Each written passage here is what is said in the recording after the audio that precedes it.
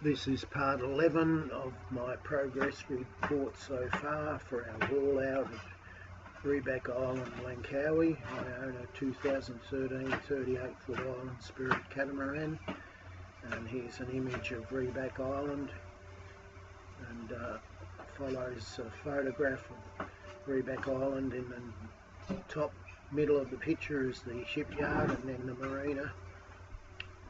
We're on the hard stand in the shipyard. As mentioned in the last video, we'd done the filler and mat to try to stop the leak between the hull and the upper deck, and you can see Linda doing the sanding of that filler.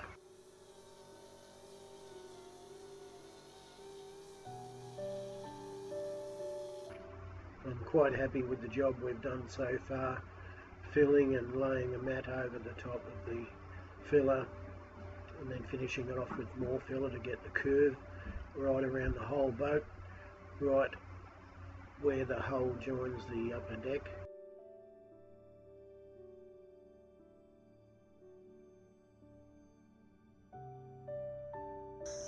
This is what happens when you don't look at the weather forecast and a storm comes over the back of the mountain. You don't see it coming, and you've been laying fiberglass, and you end up with peel ply. Well, after the rain and peeling, I spent all morning sanding it back, and now I've put on one clear coat of epoxy,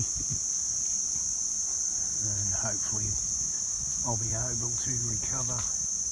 In the previous video I was doing work on the port transom, and here I am finishing off the sanding and rounding out of the corners. I'm more than happy with the way it's turned out. After all, it's 40 years since I did anything like it with my father as a boy. This is the wheelbarrow that I repaired that Linda laughed at me for trying to repair it, and now she thinks it's wonderful that she doesn't have to cart 2 weeks of food. So there you go.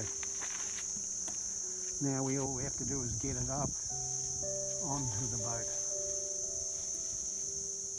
Last week we purchased some second-hand electric bikes, which we're starting to learn how to ride.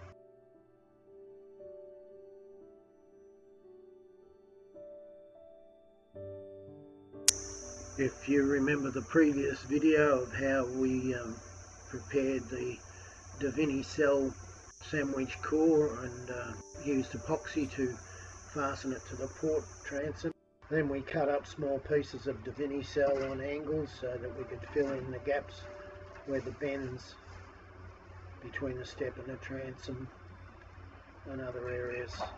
And I also cut the edges of the Divinycell to line up with the edges of the hull to make sanding easier.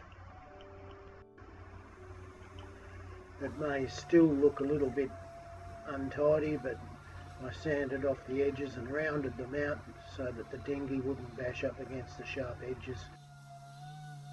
So after sanding, it was ready for the filler, and it turned out okay, and I was happy at that stage with the alignment, the vertical and horizontal alignment of the Divinycell to the rest of the transom, whereas the previous hull wasn't quite lined up on the port transom.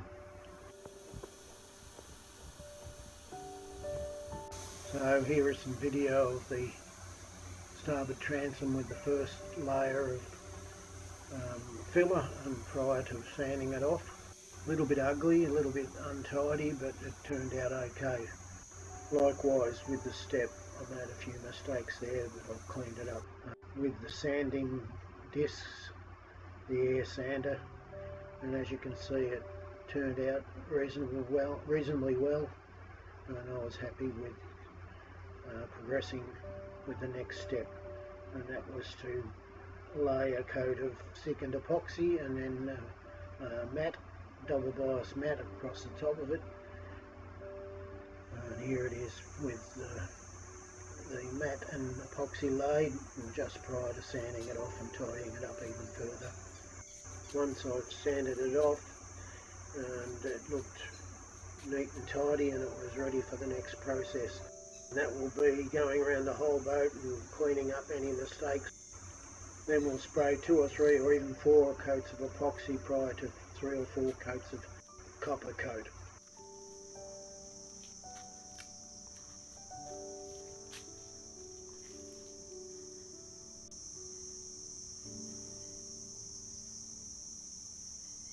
The video was produced by myself, and it's the end of part 11 of my progress report so far of our haul out at Rebec Island, Langkawi.